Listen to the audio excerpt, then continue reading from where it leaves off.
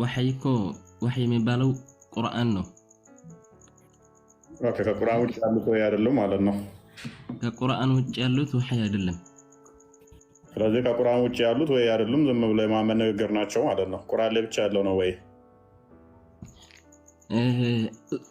በሐዲስ ቁርአን ፈስረውታል እውነት ለማናገር። ስለዚህ አሁን ቁርአን እንዴት ቆመና ኢሳ እንደሚመለስ እንደሚመጣ የተናገረበትን አንድ ጥቅስ ትሰጠኛለህ። ስለ ደጃል አንድ አዳም ስለ ኢሳ ተመልሶ እንደሚመጣ ስንት ዓመት እንደሚቆይ ምን እንደሚያደርግ አንድ ጥቅስ ብቻ ከቁርአን ትሰጠኛለህ።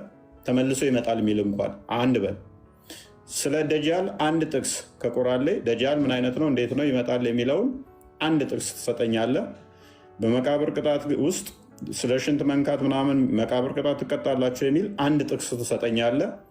በቀን 5 ጊዜ ትሰግዳለህ። ስርዓቶቹን መቼና እንዴት ሰዓቶቹን አንድ ጥቅስ ትሰጠኛለህ።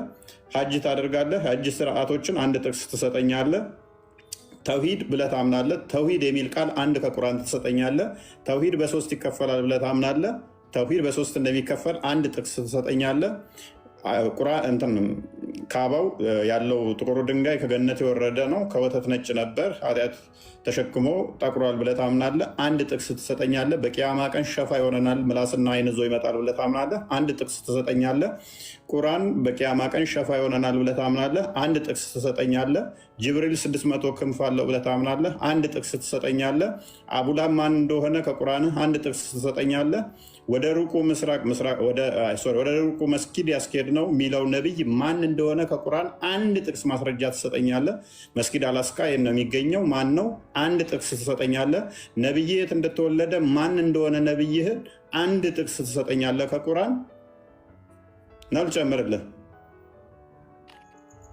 አሁን የዘረዘርከው ነገራቶች ሁሉ የነቢይ ሐዲስ ላይ የተጠቀሰው ቁርአን ላይ ያልተጠቀሰው ነገር መሆኑን አውቀህ ነው። ነገር ግን እኔ ነብዩ የተነገረውን አላምንም ብያለሁ እንዴ? አሁን የዘረዘርከው ሁሉ ነብይ አዲስ ላይ የተጠቀሰ ቁርአን ላይ አለመኖሩን አውቀህ ነው። ወሽሚንስ ቀደም ብሎኛል። አዳም ነብይ የተረገን የሰራው ፐርሚስ ምንድነው? ቁርአን መገለጥ ነው፣ ሐዲስ ደግሞ የነብዩ ወሬ ነው ብለህን ነበረ። ተረት ተረት ነው ብለህናል፣ ተስማምተሃል። ስለዚህ በተረት ተረት ነው ዶግማህን የመሰረትከው። እነኚህ ሁሉ የጠቀስኳቸው ቁርአን ላይ የሉም፣ ተረት ተረት ናቸው ማለት ነው። ነብይ መሐመድ እናመሰግናለን። መገለጥ ባልሆነ ነገር ለመብታም ነው። ታዲያ መገለጥ አይደለም እኮ መገለጥ ባልሆነ ነገር ለመብታም ነው። መገለጥ ጅብሪል እንኳን ማን እንደሆነ ሳታቅ መላኪውን ሴጣኒውን አታቅም። ጅብሪል ስንት ክንፍ እንዳለው አታቅም። ምክንያቱም ቁርአን ውስጥ የተጠቀሱት ክንፋቸው የተለየ ነው፣ የጅብሪል የተለየ ነው ብለህ የምታምነው። መላኪውን ሴጣኒውን አታቅም። መሐመድ የት ነው መገለጥ የመጣለት? አይታወቅም። ሚስቶቹ እነማን ናቸው? አይታወቁም። ምንድን ነበር መሐመድ? አይታወቅም። በስንት ዓመቱ ነብይ ሆነ? አይታወቅም። ዝም ብሎ ብቻ የነብዩ ቤት እንዳገቡ የሚል ጥቅስ አለ። ተበላችሁ ተበተኑ የሚል አለ። የነብዩ ሚስቶች ማግባት አትችሉም እሱ ከሞተ የሚል ጥቅስ አለ። እነማንን ነው ማግባት ማይችሉት? አይታወቅም። እናንተም ቢፈታችሁ ሌላ የተሻለ ድንግል ታዛዥ ቆንጆ ሴቶችን አላህ ሊያጋባው ይፈልጋልና ዋላ ከፈታችሁት የሚል አለ። ከፈታችሁ ሶሪ ማንን ነው የሚፈታው? እነማንን ነው? አይታወቅም። አዳምጠኝ። አሁን እኔ እንደው አትቀደም። ይሄ ሁሉ አስተምሮ የሌለበት እኔን አዳምጠኝ። ነብዩ መሐመድ ያወራውን እውነት መሆኑን አውቃለሁ። ቁርአንም ሆነ ሐዲሶችን እሱ ያወራውን ሁሉም እውነት መሆኑን አምንበታለሁ። እኔ መገለጥ ነው ብለህ ነው የምታምነው? አይደለም። ነብዩ መሐመድ ያወራውን ሁሉ እውነት መሆኑን አምናለሁ። እኔ መገለጥ ነው ብለህ ነው የምታምነው? ምን ብለህ ነው የምታምነው? መገለጥ ትላለህ። የምን መገለጥ ነው የምታወራው? ወህይ የሚባለው ቁርአን ነው። ወህይ የሚባለው ቁርአን ነው። ስለዚህ ጎበዝ አላህና ሙሐመድ ተረዳርተው ነው ሃይማኖትን እስልምናን የመሰረቱት እያለን ነው። ወይ የሚባለው ቁርአን ነው። አላህ የተናገረው አላህ ቁርአን ብቻ ይሆናል። ሐዲስ ደግሞ የሙሐመድ ይሆናል። እምነታቸው አብዛኛው የተመሰረተው ሐዲስ ላይ ነው ከቁርአን በላይ። ስለዚህ ምን ችግር አለው ታዲያ? ስለዚህ ሙሐመድ እና አላህ ተረዳርተው ነው እስልምናን የመሰረቱት ማለት ነው። አንተ እኮ ነው እሱን ያስጨነቀው እንጂ እኛ አላስጨነቀንም። እሱ ምን ችግር አለው ይለኛል ደግሞ ድፍረት። አንተ እኮ ነህ ያስጨነቀ። ይሄ ያስጨነቀን። ስለዚህ አሊ ዑመር ቁርአንን ብቻ ተቀብለ ሙስሊም መሆን አትችልም ማለት ነው። ማለትም ቁርአን ግልጽና የተብራራ ነው ብሎ ስለሚናገር ስለራሱ፣ ስለዚህ ቁርአን ግልጽና የተብራራ ነው የተባለው ውሸት ነው። ግልጽና የተብራራ አይደለም። የግድ ነብዩ የተናገረው ነገር ያስፈልጋል። ቁርአን የአላህ ቃል መሆኑን አውቃለሁ፣ እቀበላለሁ፣ ሙሉ በሙሉ እቀበላለሁ። ግልጽና የተብራራ ነው ቁርአን። የነብዩ ሐዲስን እቀበላለሁ ነብዩነቱን ስለሚቀበል ሁሉ። ወይ ቁርአን ለሁሉ ነገር አብራሪ ነው ብለህ ታምናለህ? አምናለሁ። ስለዚህ ቅድም የጠየቀን ጥያቄዎች አንዱን መልስ። ከቁርአን ያብራራው ነው ነብዩ መሐመድ ሰለላሁ ዐለይሂ ወሰለም እንትን አድርጎ የሚያመጣልን ምን? ስለዚህ ኢሳ ተመልሶ ይመጣል የሚል እስቲ ያሳየኝ እስቲ አንድ ጥቅስ።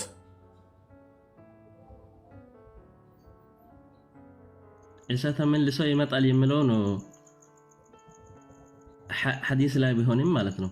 ቁርአን ላይ አለ ብለኸኛል እኮ እሱን ነው የሚያብራሩት። ቁርአን ላይ ያለውን ብለህ ነበር። እሺ ጥቁሩ ድንጋይ ከገነት ነው የወረደ የሚል እስቲ ቁርአን ላይ ያሳየኝ። ወይንም ደግሞ በቂያማ ቀን ምላስና ዓይን ይዞ ይመጣል የሚል እስቲ ከቁርአን ላይ ያሳየኝ። ነሽ ሐዲስ ላይ ተሆነ ለኔ በቂ ነው። ታዲያ ምንድነው? ቁርአንህ እኮ ዜሮ እኮ ነው። እስቲ ተውሂድ የሚል ቃል እስቲ ከቁርአን ውስጥ አሳየኝ። ቁል ሁወ አላሁ አሐድ። ይሄ ማለት ማን ጠየቀ? እኔ አሐድ ማለት አላህ አሐድና ተውሂድ አንድ አይደለም። አላህ አንድ ነው በል ማለት ነው። ተውሂድ ማለት አሐድ የሚመጣ ስሩ ቃል ነው። አዳምጥ። አልጠየቅኩም። አንተም አዳምጥ። አልጠየቅኩም። በመጀመሪያ ደረጃ አሐድ ማለት አንዱ ማለት ነው። ፎርሴ ኮፍ አርጉመንት አዳምጥ። ተውሂድም በአንድነት ማምለክ ነው። ተውሂድ ኦኬ ሶሪ። ተውሂድ ማለት ምን ማለት ነው? ተውሂድ ማለት ምን ማለት ነው? ተውሂድ ማለት አላህ በአንደኝነት ማምለክ ነው። ተውሂድ ማለት ምን ማለት ነው? ትክክለኛ ትርጉሙ ተውሂድ ማለት ትክክለኛ ትርጉም አላህን በአንደኝነት ማምለክ ነው። አንድ መሆኑን አምነው መቀበል ነው። አላህ ሁለተኛና ሶስተኛ አለ እንዴ? አንደኝነት ማለት ምን ማለት ነው? በስርዓት ተርጉም። ወይን ካላወቅህ ዝም በል። ሙስሊሞች ከዚህ ይሄ እኮ ቆሻሻ ነው። ውረዱ፣ ወላሂ ውረዱ፣ ከዚህ አታውሩ። ውረዱና ከዚህ ተሰቅሎ ማለት ነው። ራሱ እሱ ላይ ለሚሄድበት እኮ አውቆ ነው እኮ ከዚህ ጋር እንዳታሩ። ወላሂ ውረዱ፣ ከውሱ ጋር ያውራ።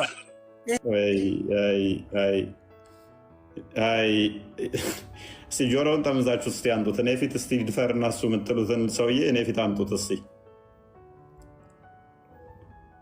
ኤኒዌይስ በደንብ አስተውሉ። አሊ ተውሂድ ማለት በመጀመሪያ ደረጃ አንደኝነት ማለት ሳይሆን እውቀት የሌለው ሰው ስታገኝ ነው ምታራም ጨገራ ነርባሽ ካለ ተውሱ አንተ ልብ ካለ ተውሱ መንፈሳቸው ተመታ። ምክንያቱም አሁን የጠቀስኳቸው እንዳለ ቁርአን ላይ እንደሌሉ ሲነገሩ እንደዚህ ሪቴት አደረገ ሰውነታቸው ቆመ። በቃ ቆዳቸው ሁሉ ተቆጥቷል። አሁን ዘንዶ ለምን ይቆጣል? ሙሳ አይደለምና ንጽጽር ከሚሰሩት አንድ ሰው ጋር አያወራም። በሽሽት አዳምጥ። ወደዛ ከስድስተኛ ክፍል ካላለፉ ልጆች ጋር አዳምጣ። ጥራን ጠብቅ። ስለ እኔ እውቀትና ስለ እኔ ችሎታ እናንተ ከምታወሩት በላይ የራሳቸው ኡስታዞች የመሰከሩትን ላስደምጠ እችላለሁ። አንድ ሳይሆን ወደ 10 የሚጠቀሱ የሚጠጉ እፎይ በሚነሱ አርጉመንቶችና ሀዲሶች ሰምተናቸው አናውቅም።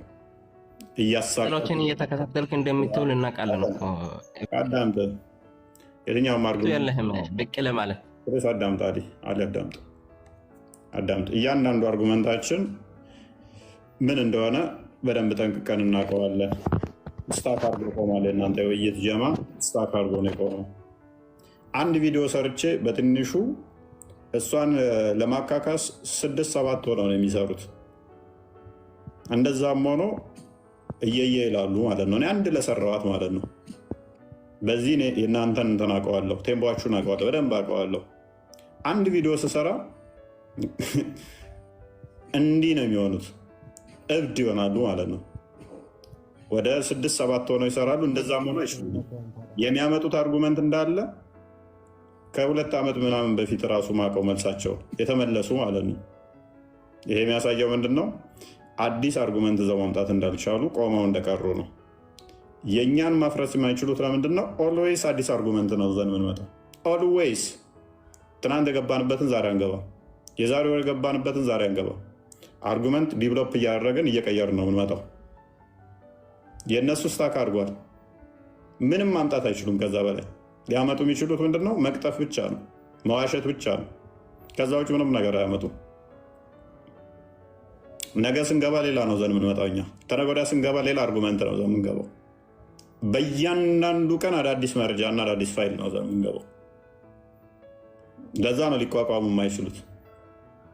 ገርፈን የዛሬ ዓመት ላይ አባረናቸው የነበሩ ኡስታዞቻችሁ ከፖለቲከኞች ጋር ተስማምተውና ተመሳጥረው እኮ እኛን ለማጥፋት ቤት ድረስ ወጣቶችን ልከውብን ምን እንደተፈጠረ ይታወቃል። አሁንም ገርፈን ከሚዲያው ላይ አባረናቸዋል። የዛሬ ዓመት ላይ መግለጫ ያወጣብን መጅሊሱ እስልምናን ተሳደባችሁ ወይም እንደዚህ እያዙ ይፈለጡ ይቆረጡ ብሎ መጅሊሱ መግለጫ ያወጣብን፣ ዘንድሮ ታሪክ ተገልብጦ የራሳችሁ ልጆች ላይ መግለጫ አውጥቷል። ፈተዋም እንዳሰጡ አርፋችሁ ተቀመጡ፣ እናንተ ምትሰጡ ከሆነ እኔ ሴጣን ነኝ ብሎ ሼክ ኢብራሂም መግለጫ አውጥቷል። የዛሬ ዓመት ፎይል ልንጠይቀው እንችላለን በህግ የሚል ነበረ። ዘንድሮ ግን እናንተን ካላስቆምኩኝ ሀገሪቷ ትፈርሳለች፣ እኔ ሴጣን ነኝ ማለት ነው እናንተን ካላስቆምኩ ብሎ የራሳችሁ ላይ መግለጫ ወጣባችሁ። ምክንያቱም በተናችሁ ያን ውሸት ተጋልጧል። አንተ ሸርሙጣ ባታውቀው ዝም ብለህ አትለፍለፍ። ሸርሙጣ ዝም ብለህ አትለፍለፍ። አንድ ጥያቄ ብትጠይቅ መልስ የለህም እኮ ዝም ብለህ በቃ። መንፈሳቸው ነው የመሐመድ መንፈስ እንደዚህ ያደርጋል፣ ይረብሻቸዋል። ሲመታ ሲታወቅ እንደዚህ ነው። እንዲህ ብርግድ አድርገን የሰነጠቅናችሁ። አንድ ሰው መታ ከሚለው በላይ እስልምና ለዘመናት ሲፎግሩበት የነበረው ሙስሊም ሁሉ አንድ ነው የሚለውን ለአንድና ለመጨረሻ ጊዜ አከርካሪውን ሰብረን ሁለት አድርገነው አሳየናችሁ። ገና እየነገርናችሁ ማለት ነው። እየነገርናችሁ ዓላማዬን እቅዴን እየነገርኳችሁ፣ የተደበቀ ነገር አይደለም። እንከፍላችኋለን ስንላችሁ ሊከፍለን ነው ብላችሁ የዛሬ 7 ወር 6 ወር አካባቢ ላይ ገና ፕሮግራሜን ስጀምር ለ3 ወር ያህል ባላ ጉዳይ ላይ ገባለሁ እከፍላችኋለሁ ስል እንደዚህ ላይ ከፍለን ነው ብላችሁ ስጮሁ ነበረ።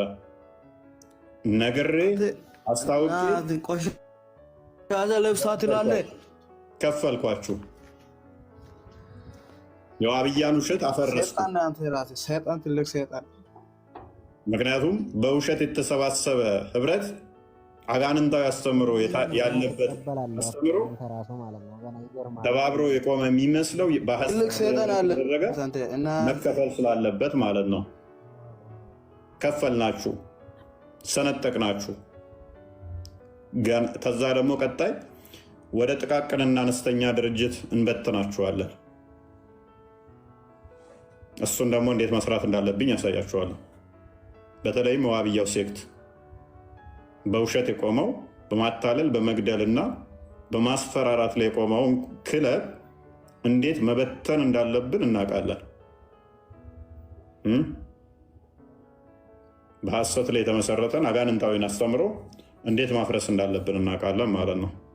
ክንዳችንን ቀምሳችሁታል፣ ጡንቻችንን አይታችሁታል፣ አቅማችንን ተለካክተናል። ምን ድረስ የት ድረስ ከየት ወዴት መሄድ እንዳለብን ተዋውቀናል። 24 ሰዓት የምትሉ ስሜን እየጠራችሁ 24 ሰዓት ፕሮግራማችሁ ሆኜ አንዴ ፌስቡክ ላይ፣ አንዴ ቴሌግራም ላይ፣ አንዴ ዩቱብ ላይ፣ አንዴ ቲክቶክ ላይ የምትሰሩብኝ እናንተ ናችሁ። እኔ እንጃ ሚስቶቻችሁን እንኳን በዚህ መጠን ወንዶቹ የምታስቧቸው አይመስለኝም። አይምሯችሁን ተቆጣጠሬው ናይትሜር ሆኜባችኋለሁ። በህልማችሁ ራሱ መመጣ ነው ይመስለኝ። ምክንያቱም በሐሰት ላይ ስለቆማችሁ የሐሰት አስተምሮታችሁን እናፈርሰዋለን። ይሄ ንግግሬ ደግሞ ለ2 ወር ለ3 ወር ይረብሻችኋል። ገና ነግተና ወዲያ ደግሞ ሌላ እየየ ትጀምራላችሁ። ምክንያቱም በሐሰት ስለቆማችሁ እኛ ላይ የምታነሱት ዘሆል ብሉይ ኪዳን ላይ ነው የሚሆነው። ዘሆል ምላሽ አለው፣ ተመልሷል። አዲስ አርጉመንት እንዳታመጡ። ዘሆል እኛ የምናነሳው ግን አዲስ አርጉመንት ነው። የዛሬ ወር የገባንበትን እንኳን አገባበትም አዲስ የምን አትብህ ነው አንድ መንገድ የጠፋበት እውር ጉማሬ እኮ ነው። ስለዚህ እንደዛ ነው። ሙስሊሞች እንወዳችኋለን። ስትዋሹ ግን ውሸታችሁን የማፍረስ ተሰጦ ስላለን እንደዛ ነው። ዋብያዎች ባትዋሹ ደስ ይለናል። አሊ ዋብያ ነህ እንዳንተ? እንደ አንድ ጥያቄ ልጠይቅ።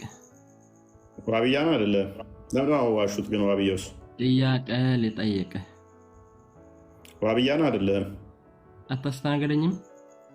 ጠይቀህ። ሙስሊም ነኝ። አላጅ የለውም። የኢየሱስ ክርስቶስ እናት ማርያም ማን ነው የገደላት? ኦኬ፣ የገደላት ማለት ምን ማለት ነው? አልሞተችም። ኦኬ፣ መሞትና መግደል ይለያያሉ። ሞተች ወይም አልሞተችም። እሺ፣ ሞታለች። ማን ነው የገደላት? ኦኬ፣ እንዴት ሞተች? ለምን ሞተች ነው ጥያቄ? ለምን ሞተች አይደለም። ምክንያቱም ሰው ናትና አምላክ። እሺ፣ አምላክ ቀጥል። የትኛው ልጇ ነው? አምላክ አልኩህ እኮ። ልጇ ነው ወይስ አምላክ አልኩህ? የትኛው አምላክ ነው? ሞት ምንድን ነው? ሞት ነው። ሞት ምንድን ነው? ሞት ነው። ሞት አንድ ሰው ሕያው ነበረ፣ ከዛ ሞት ሲመጣ ሞት ተቀበረ ማለት ነው። እሺ ጥሩ። መሞት ውርደት ነው ወይንስ ክብር ነው? ያንን አይደለም የኔ የምጠይቅህ። መልስልኝ። መሞት ውርደት ነው ክብር ነው? ሞት ውርደት አይደለም። ሁሉም ሰው የተፈጠረው ለሞት ነው። ጎበዝ። ታዲያ ለምን ትጠይቀኛለህ? ስፔሲፊካሊ የእሷን የገደላትን ነው የጠየቅኩህ። ለምን ትጠይቀኛለህ? ስፔሲፊካሊ የእሷን አልኩህ እኮ። ክብር የእሷን የጠየቅኩህ ለምሳሌ የእሷ ልጅ ኢየሱስ ክርስቶስ አለ እና ልጇ ነው የገደላት ወይስ ሌላ ፈጣሪ ነው? ነው የገደላት ማለት ምን ማለት ነው? ንግግርን አስተካክል። መልስልኝ። ኤኒዌይስ እንደኛ አስተምሮ ከሆነ ያ አምላክ ክርስቶስ ምን ይላል? ዮሐንስ ራእይ ምዕራፍ 1 ላይ ቁጥር 17 እስከ 18 የሞትና የህይወት ቁልፍ አለኝ፣ የሲኦልና የህይወት ቁልፍ አለኝ ይላል። ስለዚህ ነፍስ ሊቀበል ሊያነሳ የሚችለው እርሱ ነው። ልጇ ይህን የማድረግ ስልጣን አለው። ማርያምንስ ነፍሷን ተቀብሏል ወይ? በሚገባ ክርስቶስ ይህን አድርጓል ወይ? አዎ። ለምን? ምክንያቱም ትንሣኤ ህይወትን ሊሰጣት የሚያምንብኝ ቢሞት እንኳን ሕያው ይሆናል፣ ሕያው የሆነ ለዘላለም አይሞትም ብሏልና ልጇ ደግሞ ታምንበታለች እና ዮሐንስ ወንጌል ምዕራፍ 11 ቁጥር 25 ላይ እንደተናገረው ሕያውነትን ለማግኘት እኛ አንዲት ቅንጣት ስንዴ ወድቃ እሷም ሞታ በስብሳ ካልተነሳይ ክብር እንዳሌላት ሁሉ በአንደኛ ቆሮንቶስ ላይ ሐዋርያው ቅዱስ ጳውሎስ ምዕራፍ 15 ላይ እንደሚናገረው ክብር በድካም ይዘራል፣ በውርደት ይዘራል፣ በክብር ይነሳል። በድካም ይዘራል፣ በኃይል ይነሳል። ክፍሉን አንዴ ክፈተው። ስለዚህ ያ በድካም የነበረው አካል በክብር እንዲነሳ መሞት ነበረባትና በኃይል እንዲነሳ ትንሣኤን ከልጇ ጋር የምታገኝበት ነውና የበለጠ ክብር ነውና ያ ደግሞም ትንሣኤን አግኝታለች፣ ሞታም አልቀረችም። ሁለት አይነት ሞት አለ። አንደኛ ሞት ከእግዚአብሔር መለየት ነው። ሞተው እንኳን ተቀብረው በሲኦል የሚጣሉት ነው። እሱ መሐመድ የሚቀምሰው ማለት ነው። ዘላለማዊ ፍዳ ስቃይ ያለበት መሐመድ ያለበት ማለት ነው። ማቴዎስ ወንጌል ምዕራፍ 25 ከቁጥር 36 ጀምሮ ወደ ገሃነመ እሳት የሚጣሉት እሱ የስቃይ ሞት ይባላል። የሙታን ትንሣኤ ደግሞ እንዲህ ነው። በመበስበስ ይዘራል፣ ባለመበስበስ ይነሳል። በውርደት ይዘራል፣ በክብር ይነሳል። በድካም ይዘራል፣ በኃይል ይነሳል። ፍጥረታዊ አካል ይዘራል፣ መንፈሳዊ አካል ይነሳል። ፍጥረታዊ አካል ካለ መንፈሳዊ አካል ደግሞ አለ። እንዲሁ ደግሞ ፊተኛ ሰው ምናምን እያለ ይሄዳል። ስለዚህ ያ በድካም የሚዘራው በኃይል እንዲነሳ፣ ፍጥረታዊ አካል የነበረው በምን እንዲነሳ? በኃይል እንዲነሳና እንዲሁም ደግሞ በመንፈሳዊ አካል እንዲነሳ ማርያም ያንን ጸጋ መካፈል ነበረባትና ያንን ማግኘት አለባትና ያ ሞታለች። የልጇን ትንሣኤ ማግኝታለች። ማለትም የሚያምንብኝ ቢሞት ሕያው ይሆናል ባለው ቃሉ መሰረት አምናበት ብትሞት ሕያው ሆናለችና ትንሣኤን አግኝታለች፣ ተነስታለች። ዮሐንስ ራዕይ ምዕራፍ 1 ቁጥር 17-18 ክፈተው። ምክንያቱም ማንዘነጋው ክርስቶስ በስጋ ከእሷ ቢወለድም ፈጣሪዋ ነው፣ ለእሷ ፈጣሪዋ ነው። በደንብ አስተውሉ። ለእሷ ምኗ ነው? አምላኳ ነው። ለእሷ ምኗ ነው? አምላኳ ነው። እሷን ካለመኖር ወደ መኖር ያመጣት ማን ነው? እርሱ ነው። በቀኝ እጁም 7 ከዋክብት ነበሩት። በአፉም እሳት ሁሉ ወገን የተሳለ ስለታም ሰይፍ ወጣ። ፊቱም በኃይል እንደሚያበራ እንደ ፀሐይ ነበረ። ባየሁትም ጊዜ እንደሞተ ሰው ሆኜ ከእግሩ በታች ወደቀው። ቀኝ እጁንም ጫነብኝ፣ እንዲህም አለኝ፣ አትፍራ፣ ፊተኛውና መጨረሻው ሕያውም እኔ ነኝ። ከፍ አድርገው። ሞቼም ነበረው፣ እነሆም ከዘላለም እስከ ዘላለም ድረስ ሕያው ነኝ። የሞትና የሲኦል መክፈቻ አለኝ። የሞትና የሕይወትን መክፈቻ ቁልፍ ያለው ማን ነው? እርሱ ልጇ ክርስቶስ ነው። ስለዚህ የሞት ሕይወትን ማንሳት የሚችል ሕይወትን መስጠት የሚችል እርሱ ነው። የሞትና የሕይወት ቁልፍ የሲኦል ቁልፍ ያለው ማን ነው? ልጇ ነው። ይሄ ፍጡር ሊኖረው አይችልም ከፈጣሪ በቀር ማለት ነው። ስለዚህ ማንኛውንም ነፍስ የሚቀበለው ክርስቶስ ነው።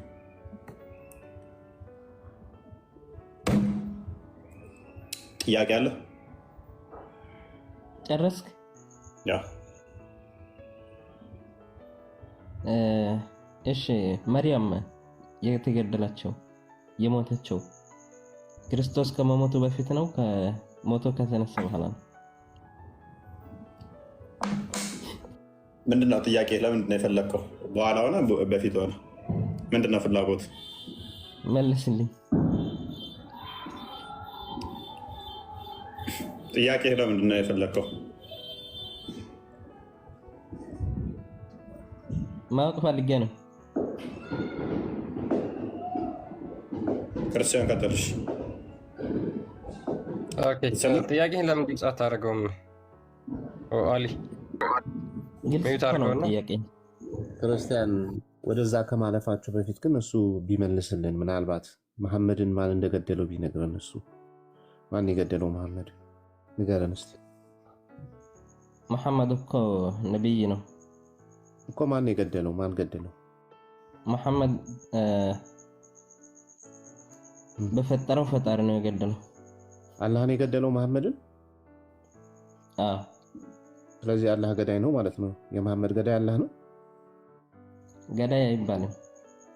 ለምን ገዳይ ይባላል? አሁን እኮ ማነው የገደላት እያልክ ስትጠይቅ ነበር። ስለዚህ አምላክ ገዳይ አይባልም ማለት ነው። አምላክ እኮ የራሷን እናት እኮ ነው የገደለው። መሐመድ እኮ ሰው ነው ብሮ። ችግር የለም። አሁን ለየው እንጂ እመቤታችን የራሷን እናት የገደለውና የፈጠረው ሰው የገደለው አንድ ነው። ቆይ ችግር የለውም። ቅድስት ድንግል ማርያም አንድ ነው እንዴ? ቆይ ጥያቄው እሱ ሳይሆን መግደል ማለት መሞት ማለት መግደል ብለህ ስለፈጠረ ራሱ ከተወለደው እናት የገደለው ሰውና የፈጠረውን ሰው የገደለው ፈጣሪ። ችግር የለም። መሞት ማለት ለምን ችግር የለም? ችግር አለ፣ በጣም ችግር አለ እንጂ። እሺ ስማ ሰምቻለሁ እኔ። አሁን አንተ ስማኝ። የእመቤታችንን መለሰልህ እፎይ።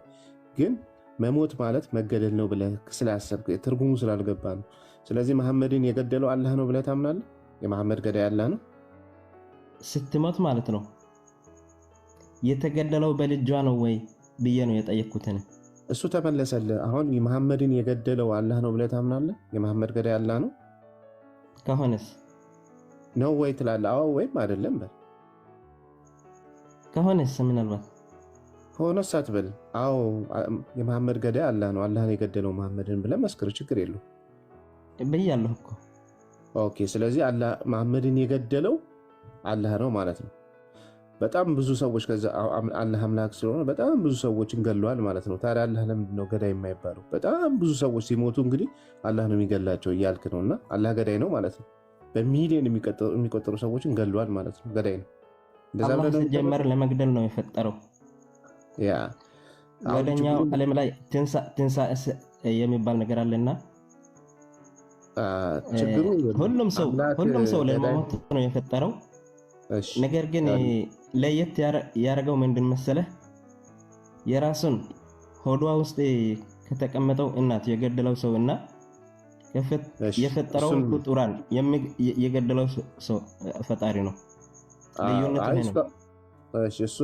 እሷ አይደለችም። እሱ እንኳን በስጋ ስለተገለጠ ሞቷል። ችግር የለውም። እሱ ክርስቶስም እኮ በስጋ ችግር ለምን ያለን አንዴ ስማ፣ ወደዚህ ስትመጣ ችግር አለ። ግን እናቷን የገደለ ሰው ችግር የለም ትላለህ።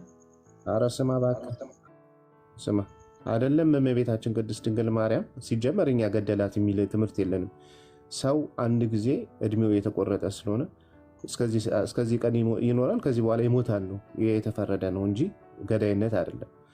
ስለዚህ በእድሜው ሰው ሲሞት ተገደለ አይባልም። መገደል ማለት አሳሲን መደረግና መሞት ይለያያል። ገብቷል? መገደል ማለት አካላዊ ጥቃት ሲደረግብን የሆነ ሰው አካላዊ ጥቃት አድርጎ ሲገልህ ነው፣ ያ ነው። መሞት ማለት ደግሞ እድሜ ደርሶ የምትሞተው ነው። ስለዚህ ማንም ሰው እድሜው ደርሶ ይሞታል። ሰው ዘላለማዊ ስላልሆነ፣ ሰው ዘላለማዊ አይደለም። ኦኬ፣ ሲፈጠር ዘላለማዊ ስላልሆነ እድሜው ሲደርስ ስለሚሞት ማለት ነው። በዛ መሰረት እመቤታችን ቅድስት ድንግል ማርያም እድሜዋ ሲደርስ ሞታለች እንጂ ልጇ አልገደላትም። ኦኬ፣ እንደዛ ብለን አንዴ እኛ እንደዛ ብለን እናምን። ክርስቶስም ስጋ ስለሆነ ሞትን ቀምሷል ብለን እናምናለን እንጂ ተገደለ ብለን አናምንም። ለክርስቶስ አምላኩ ገደለው ወይም አባቱ ገደለው ብለን አናምንም። እኛ አባቱ ገደለው ብለን አናምን። አይሁዳውያን ግን ገድለውታል ብለን አሳሲን ስላደረጉት ለነሱ እንደዛ ተብሎ ይነገርላቸው። ገብቷል? አሁን ማወቅ ያለብህ አንተ መሞትና መገደልን ለይተህ ወቅ ለሌላ ጊዜ። አሁን አላህን ገዳይ ነው ብለዋል፣ እናመሰግናለን። ብዙ ሚሊዮኖች ገድለዋል፣ መሐመድንም የገደለው አላህ ነው ብላል፣ እሱን መስክራል፣ እናመሰግናለን። ግን ግንዛቤን አስተካክል።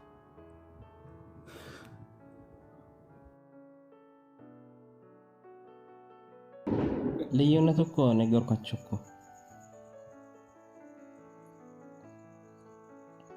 እና እኔም አመሰግናችኋለሁ።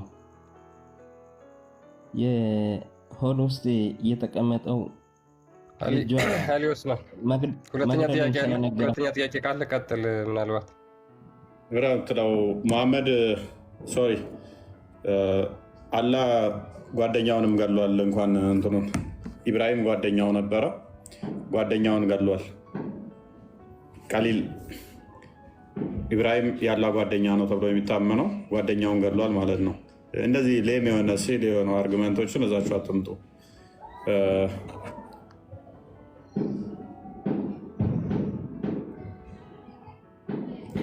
እሱ ብቻ ሳይሆን ሙሐመድ ምርጡ ነብዩ ነው ብለው የሚያምኑት እንግዲህ የመጨረሻው ነብይ ነው ብለው የሚያምኑት እኛ የልብ ደም ስሩን ቆርጦ አላህ ገደለው ማለት እኮ እንችላለን።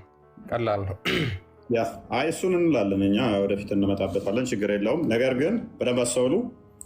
ሞት ምንድነው? እሱ ለክርስቲያኖች ሞት አስደንጋጭ ነበረ በብሉይ ኪዳን ላይ። በአዲስ ኪዳን ግን ክብር ነው ሞት። ሞት ውርደት አይደለም፣ ክብር ነው። በደንብ አስተውሉ። ሞት ለአዲስ ኪዳን ለእኛ ቅዱስ ጳውሎስ ምንድን ነው ያለው? ሩጫዬን ጨርሻለሁ፣ መልካሙን ገድል ተጋድያለሁ፣ ልሄድ እቸኩላለሁ አይደል ያለው? አሊ የጨነቀው ምንድነው? ሞትን ክርስቶስን ስላላወቀ ስላልቀመሰ። ሞት ምንድን ነው? ለእኛ ለክርስቲያኖች ክብር ነው፣ ውርደት ሳይሆን ጸጋ ነው፣ ከፍታ ነው። ሞት ወይ መውጊያ ሄት አለ፣ ሲኦል ወይ ድል መንስያ ሄት አለ። አንደኛ ቆሮንቶስ ምዕራፍ 15 ላይ ቁጥር 55 ላይ ተብሎ የተዘፈነበት የተዘመረበት ነው። ድል ተነስቷል። ሞት ለእኛ በጉጉት የምንናፍቀው እቺ ኪራይ ህይወት ነች። እቺ ስቃይ መከራ ያለባት ነች። እቺን አሮጌውን ስጋችንን አራግፈን ደካሚውን ስጋ አራግፈን ወደዛ ለመሄድ በጉጉት የምንናፍቀው ልሄድ እቸኩላለሁ ይላል እኮ ቅዱስ ጳውሎስ። በዚህ ብኖር ለእናንተ ጠቅማችኋለሁ፣ ብሄድ ግን ለእኔ የተሻለ ነው ይላል። ሞት እኮ አሰልቺ አድካሚ አይደለም። መሞትን እናፍቃለን። ጭራሽኛ ክርስቶስ ቢወስደን ወደ እቅፉ ቢያስገባን ደስተኛ እኮ ነን እኛ። ጭራሽ ሙስሊሞች ቢጨንቃቸው በምድር ላይ ቆይተው እንዴት 4 ሴቶችን አገላብጬ ሳልቆይ እንዴት ነው አሁን የምሞተው የሚለው ነው። 56 ዓመት ሲሞላኝ እንደ ነብዩ 6 ዓመት ልጅ እንደምንም ብዬ ሻፍጄባ በ9 ዓመት አግብቼ ወሲብ አድርጊያት የሚለው በምድር ላይ እሱ ስለሚያጓጓቸው ነው። እኛ እሱ አጓጓንም አጓጓንም እሱ አስደስተንም እሱ የተከፈለልን ምናቅነን የተከፈለልን የተሰጠን ዋጋ ምናቅነን። በእነዚህ በሁለቱ እጨነቃለሁ። ሊሄድ ከክርስቶስ ጋር ልኖር ናፍቃለሁ። ከሁሉ ይልቅ እጅግ የሚሻል ነውና ሞት የተሻለ ነው ለእኛ ለክርስቲያኖች። መሞትን እናፍቃለሁ ከክርስቶስ ጋር መኖር። ሐዋርያ ቅዱስ ጳውሎስ ነው ያለው። ማርያምስ መልካሙ መረጠች። ራሷ ሞትን መርጣ ነው የሞተችው። ምክንያቱም የተሻለው እሱ ነውና ክብር ነውና። ከኛ አንድስ እንኳ ለራሱ የሚኖር የለምና ለራሱም የሚሞት የለምና በሕይወት ሆነን ብንኖር ለጌታ እንኖራለን፣ ብንሞት ለጌታ እንሞታለን። እንግዲህ በሕይወት ሆነን ብንኖር ወይንም ብንሞት የጌታ ነን። ሁለቱም የጌታ ነን። ብንኖር ለጌታ ነን፣ ብንሞት ለጌታ ነን። የተሻለው ክብር ግን ዮሐንስ ወንጌል ምዕራፍ 14 ቁጥር 1 ላይ ጀምሮ እንደሚናገረው እሄዳለሁ ስፍራን አዘጋጅላችኋለሁ ስላለን የተዘጋጀልን ወደ እሱ መሄድ ነው። ኑ ዓለም ሳይፈጠር ለተዘጋጀላችሁ የአባቴ ብሩካን ውረሱ ይለናል። ከእሱ ጋር ወራሾች እንሆናለን፣ ከእሱ ጋር እንከብራለን፣ እናፍቀዋለን። ለእኛ ህይወት በራሱ እዚህ መኖሩ ተራ ነገር ነው። ከአምላካችን ጋር መሆን ስንችል በተቻለው ክብር በተሻለው ቦታ ስንሆን እዚህ ጋር መብላት መጠጣት፣ ኑሮ ውድነት ማለት እሱ ምንም የሚያስደስት ነገር አይደለም። የከበረውን አካል መያዝ ስንችል በሚደክመው የማይበሰብሰውን አካል መልበስ ስንችል በሚበሰብስ አካል ውስጥ ሳለን ይሄኛው የሚያጓጓን አይደለም፣ ምንም አያጓጓንም። ስለዚህ አንድ ጥያቄ ያለኝ ምንድን ነው ቀጥታ ከሙሐመድ ከሙስሊሞች ነብይ ከሙሐመድ የሚለየው ምንድነው ሞት ብላችሁ የምታስቡ ከሆነ ሙሐመድ ለምሳሌ ሁልጊዜ የቂያማ ቀን የደረሰ መስሎት ዝናብ እንኳን ሲዘንብ በጣም ይፈራ ነበር። ዝናብ ሲዘንብ ደመና ሲጨልም በጣም ይፈራ ነበር። ለሙሐመድ የቂያማ ቀን በጣም የሚያስፈራ ነው፣ የሚያስደነግጥ ነው። ከአምላኩ ጋር ሄዶ የተሻለ ህይወት አገኛለሁ ብሎ ቢያስብ እንደዛ አይጨነቅም፣ እንደዛ አይፈራም ነበር። ሁልጊዜ ደመና በመጣ ቁጥር ዝናብ ሊዘንብ በዘነበ ቁጥር ሙሐመድ የቂያማ ቀን የደረሰ ይመስለውና እጅግ በጣም ይፈራ ነበር። እኛ ጋር ሞት አያስፈራም። ሞት ወይ መውጊያ ወዴት አለ ተብሎ የተነገረለት ነው። እንግዲህ ሞት እኛ ወደ ክርስቶስ ህይወት የምንሸጋገርበት ከአምላካችን ጋር አብረን የምንኖርበት እንትን ነው እንጂ እንደዚህ የምንፈራው የምንንቀጠቀጥለት አይደለም። ምክንያቱም ክርስቶስ ስፍራ አዘጋጅላችኋለሁ፣ ወደ እናንተ እመጣለሁ፣ ሁለተኛ ደግሞ ከኔ ጋር እንድትሆኑ መጥቼ ወስዳችኋለሁ ብሎ ተናግሯል። ስለዚህ ክርስቶስ ትንሣኤ ህይወት ነው።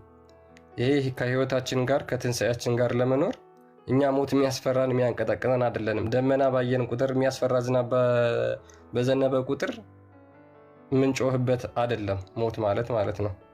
እና አሊ ኡመር ምናልባት ይህንን ኮንሴፕትን እንደው ክርስቶስን የእውነት አግኝተህበት ሞት ምንም እንዳይደለ ትረዳለህ። ምክንያቱም ሐዋርያቶች እንኳን ሁሉን ጥለው ተከትለውት ህይወታቸውን በሙሉ ሰጥተውታል።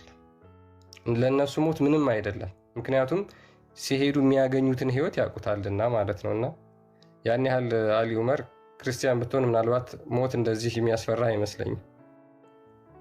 ስማኝ ነቢዩ ሙሐመድ ሰለላሁ ዐለይሂ ወሰለም ያ ዝናብ ሲዘንብ የምፈራው ለራሱ እንዳይመስልህ ለህዝቦች ነው። ምንም እንዳይነካቸው በጣም ህዝቦችን ስለሚያስብላቸው ዝናቡ እንዳይመታቸው ፈርቶ ነው። ዝናብ ሁሉም ነገር ውስጥ ይዘዋልና ኸይር አለው ሸርም አለው ብዙ ነገር ይዟልና ዝናብ ይሄ ዝናብ ህዝቦችን እንዳይጨርስ እንዳ መጥፎ ነገር እንዳይኖረው ብሎ ነው እንጂ ለራሱ እንዳይመስል የምፈራው ነብዩ መሐመድ ሰለላሁ ዐለይሂ ወሰለም የትንሣኤ ቀን የደረሰ መስሎት ነው የሚፈራው ወንድማችን።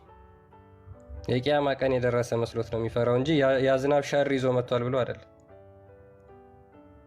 ትንሣኤ ቀንም ቢሆን እኮ ታዲያ ለህዝቦች እኮ ነው። ስለዚህ አንተ አትዋሽ። ለምን ትዋሻለህ ወንድማችን? ያ ዝናብ መጥፎ ነገር ይዞ መጥቷል ብሎ ሳይሆን ያ ዝናብ የሚያስጠላ ነገር ወይም ህዝቦቹን የሚጎዳ ነገር መጥቷል ብሎ ሳይሆን ወይኔ ቂያማ ቀን ደረሰ ብሎ ነው የሚፈራ የነበረው። እየዋሸህ ነው አንተ። ኦኬ እየዋሸሁ ነው። ኦኬ ስለዚህ እኔ የተናገርኩት ነገር እውነት ከሆነ አንተ የተናገርከው ነገር ተረት ተረት ውሸት ነው ማለት ነው አይደል?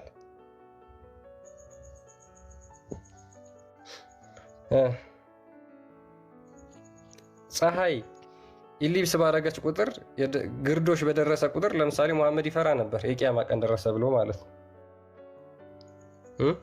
ላሳየን ሁለቱ ጠይቅና ጨርስ። ይበቃዋል አሊ